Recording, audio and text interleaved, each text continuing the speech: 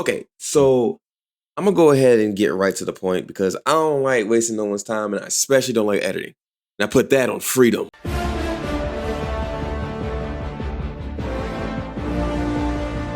This, that, and the third are really bad at their jobs. Really good apps, but really bad at what their namesake is.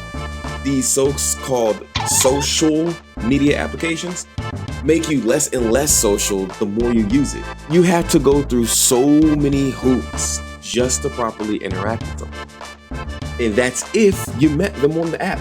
Here's an example for all the non-weird people watching the app right now. You know who you are. Okay, so say you're on Instagram and you see this really attractive woman that you want to reach out to. So, how do you message the person?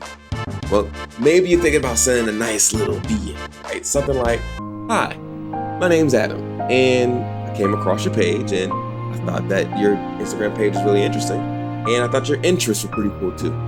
But amongst all that, I also thought you were really attractive, and if it's okay with you, I would like to talk to you and get to know you a little better. Sounds good?" Yeah. Isn't that cute? But it's wrong! No, you weirdo. Like, what are you doing? Hope you're trying to catch a case, you creep. About to get your whole page reported.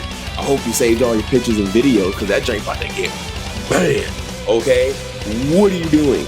Over here being creepy and stuff, over here reaching out to people talking about, "Oh, I'm interested." Creepy ass mom. You was probably over here with fucking package mule for P. Diddy's baby oil circuit. No. This is what you gotta do.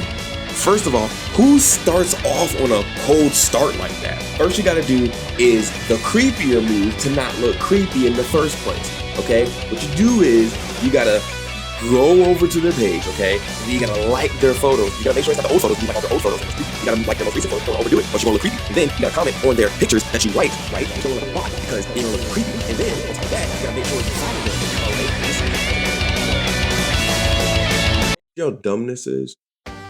That's the problem. That is the problem, because you cannot do any of these normal interactions that you normally have with everyday people. You gotta go through all of these hoops in order for you to properly interact with people. Now, let's say all this to say that we don't really have a truly social, I'm gonna be doing this a lot, social media, right? Not anymore. We did, but not anymore. However, it doesn't mean that all hope is lost. It's not done in the most traditional way. We have social media in a different form. Our social medias truly are video games. Okay, let's bring it back down for a sec. Okay, we kind of shifted into gear 6, but now we need to kind of shift it back into 2. Okay, let's take that same scenario, that you saw someone that you are interested in communicating with, and let's put that in the realms of the gaming world. Okay, so same deal. You want to talk to this person, but in this case, you don't know this person from a can of beans. You don't know what this person looks like. You don't know what gender that they present or claim. But there's one thing that you do know about this person, and is that the fact that you and them have at least one thing in common, and that is the game that you're playing. So how did you meet this mysterious person? Well, through something like World of Warcraft, Final Fantasy 14 online, maybe Destiny. Let's put this in the realm of the critically acclaimed game that you probably have never heard anything about ever, and at any point of your life until you came to this video, Final Fantasy 14. So you see this person, and if you play any MMORPG, you know that the true end game is fashion. You see that they're wearing this pretty dope gear, and you think to yourself, I need to know where they got this. So you got two options. You can either look it up on the market board, or just go ask them. So we're gonna go with the go ask them part for the sake of this video, because I'm trying to make a point. So you compliment their fit as you're supposed to, and you ask them where they get it, right? And so this person sits there and tells you, well, they probably got it from a dungeon. And it's probably from a dungeon that you probably have not unlocked. So this person will probably send you towards where the quest is, where you can go unlock the dungeon. And hell, most of the time, they'll actually do the dungeon with you to help you get the gear. And usually that takes a couple of runs because your gear doesn't usually drop on the first go around. And on top of that, you've now met a new person. You've ended up gaining basically a new party because you have to party up and do a dungeon together. And on top of that, you now created a venue where you can end up moving forward and maybe making a guild with them together. Speak to get to know them a little more. Basically, video games has done more than social media literally has you do in the shortest amount of time. Now, okay, we get to meet up in a mutual environment. We're meeting other people of the same interests, and we built a bigger and deeper bond. And all of this came from just playing a video game. So, I mean, I hear stories of people getting married because of meeting up on a video game. But I hear people getting pregnant and being shit parents because they were sliding in the DMs. That's just me. So then the question becomes, what exactly is happening inside of a video game that isn't necessarily happening in media? Well, first and foremost, in a video game, we're putting people who actually have the same interest in one area. Social media does a really bad job of putting a bunch of people in one giant room, and y'all don't necessarily have the same interest in the first place. That's why a lot of social media companies realistically make more money off of doom scrolling and the fact that you are bickering in the comment section than they do y'all actually agreeing on. Another aspect of why video games actually works better as social media than actual social media is because you all are naturally working towards a goal that you all agree upon.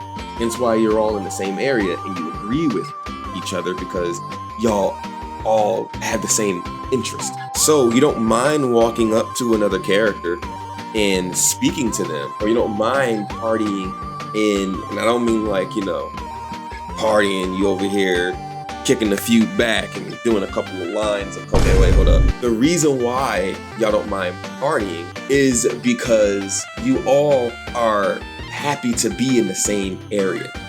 And so because of those things, y'all end up creating these bonds with folks and don't mind building the bonds deeper and getting to know the person behind the player.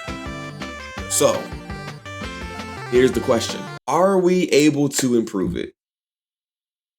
No and yes. But there's a reason why I put it that way. No, because as I alluded to before, social media companies are made so that you can stay glued onto your app, but you're glued onto your app not necessarily because you all agree with everything, but because you don't agree with a lot of things, right? You disagree with more things than you do with things that you do agree with. So I know that some people say, well, my social media is designed around, my timeline is designed around the things I like. Yes, it's designed around the thing that you like because it gave you things you don't like first. You see what I'm saying? So it's almost like your timeline, more often than not, is supposed to be the antecedent of whatever you think is wrong with the app in the first place, right? Yes! So they make their money off of discourse, and they make their money off of depression with doom scrolling. So they're not going to fix it. They're money making. Kind of how all corporations work, but that's another video. So, now for the yes part, right? How do we improve it? Make a new app. Hey, yo, did his head ass just tell us to learn how to code? Look, I know it's easier said than done. We tried it with many other apps before. Rest in peace, Mastodon. And no, Blue Sky's not dead. It's just not at its peak. But my next point is going to kind of allude to the state of which Blue Sky is in. Even though I think Blue Sky is a really good app and I like the way it's designed. So, the problem with these apps is that they're trying to be the apps they're replacing versus being themselves. If you want to take it in a video game example, the reason why a lot of handhelds didn't really beat the Nintendo is because they all tried to beat Nintendo by being Nintendo. versus just being themselves. That was basically the reason why Nintendo was surviving a lot of the gaming wars. So, let's bring it back to you. I'll give you a social media example. If you're old enough to remember Bebo.com, which is now Friendster, and apparently it's come back. It was released in the mid-2000s. It couldn't quite compete against Facebook or MySpace, but it wasn't trying to. It was trying to just be an alternative, right? Another option by being itself. The thing that made it unique, the thing that made it so cool was it had games on the website that you're actually able to meet other people with. And when you made your profile, you're actually able to link to those games. So it's like you had your own interests in those games, and you can basically find other people with those same interests, some of which that you played with other people. But sadly, Facebook took yet another digital life because Facebook was just eating it up at the time, and so it's gone now. But like I said, it's making a comeback. Facebook had games too, you know. Yes, you're right.